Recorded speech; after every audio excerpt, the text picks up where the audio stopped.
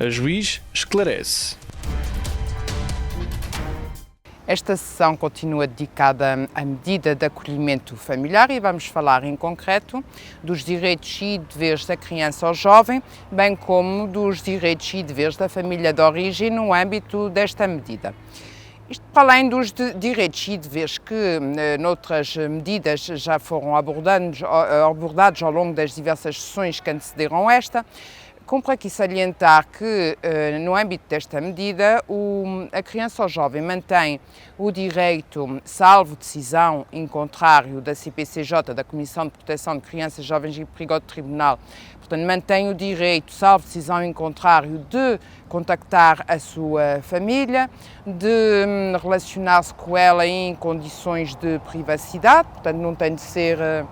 tudo escrutinado, tem de ser preservada a privacidade, intimidade, reserva da vida privada da criança ou jovem em tudo o que não for estritamente necessário para as finalidades da medida. O jovem, a criança ou jovem tem ainda direito a manter o acesso às suas atividades habituais, portanto, de forma que as suas rotinas não sejam totalmente alteradas, salvo se, obviamente, tal implicar com a própria execução da medida de acolhimento familiar. Para além disso, tem direito a ser colocado, ficar acolhido numa família próxima da sua família de origem, salvo se, obviamente, tiver havido restrição de contactos. De qualquer modo, em princípio, a criança não deverá ser afastada do meio onde cresceu, se tal for considerado benéfico ao seu superior interesse, e daí que, mesmo que a criança ou jovem seja colocada numa primeira fase numa família de acolhimento mais distante, logo que tal seja possível e não houver decisão em contrário, a criança ou jovem deverá ser reaproximada do seu meio de origem. Para além disso, a criança ou jovem tem direito a manter o segredo da sua correspondência, obviamente, salvo se verificar que recebe escritos que são prejudiciais ao seu bem-estar e desenvolvimento, mas em princípio terá a reserva da sua correspondência, dos seus contactos telefónicos, dos contactos que vai estabelecendo no seu cotidiano com as pessoas da sua referência afetiva, e isso terá de ser respeitado pela família de acolhimento. A criança ou jovem terá também o direito de manter as suas práticas religiosas na medida do possível,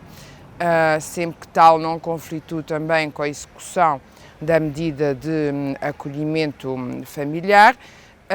Terá também o direito de manter atividades lúdicas, atividades extracurriculares, terá o direito de ter acesso aos serviços de saúde, aos serviços escolares, portanto, terá todos os direitos. Qualquer criança em contexto de família biológica tem acesso, isso terá de ser assegurado também no âmbito da medida de acolhimento familiar. Obviamente que esta medida também implica deveres para a criança ou jovem, tem o dever, desde logo, de colaborar na execução da medida, de acordo com o seu grau de maturidade e de discernimento, terá de se envolver, terá de participar, de forma que a medida possa permitir alcançar os objetivos que são visados através da mesma. É óbvio que, se, por exemplo, for visada a autonomização de um jovem e este não colaborar minimamente nesse objetivo e nos passos que são necessários, que é necessário dar para que possa ser alcançado esse objetivo, obviamente que esta medida irá frustrar-se nessa finalidade e terá de ser perspectivada outro desfecho, que não esse, porque a medida de autonomização, a medida de apoio para a autonomia da vida, de vida implica que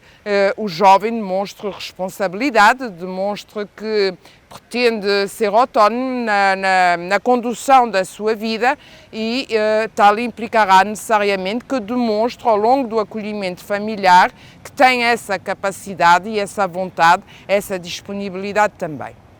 No que se refere à família de origem, tem o direito, salvo decisão em contrário, de manter o contacto com a criança ou jovem, tem também o direito de ser informada acerca dos objetivos que estão a ser prosseguidos através da aplicação dessa medida e dos passos que estão a ser dados, portanto, da evolução da criança ou jovem. Terá de haver, em princípio, salvo decisão em contrário, obviamente, um diálogo constante entre a família de origem e a família de acolhimento, de forma que a cada passo estejam todos inteirados da evolução da criança ou jovem e da fase em que se encontra, da fase de desenvolvimento, das concretas necessidades que se vão manifestando e das necessárias intervenções que tal implica desenvolver. A família de origem tem, para além disso, deveres. Tem desde logo o dever de não interferir com as ações desenvolvidas pela família de acolhimento, não poderá haver ingerência. Terá também de respeitar a reserva da vida privada e intimidade da família de acolhimento, o que implica que, embora haja este diálogo necessariamente entre a família de acolhimento e a família de origem, tem de haver respeito mútuo pela intimidade e reserva da vida privada de cada um desses agregados e o diálogo deverá cingir-se essencialmente àquilo que é estritamente necessário para que a medida possa ser executada, não havendo legitimidade para outras intromissões que não sejam estritamente necessárias à execução da medida.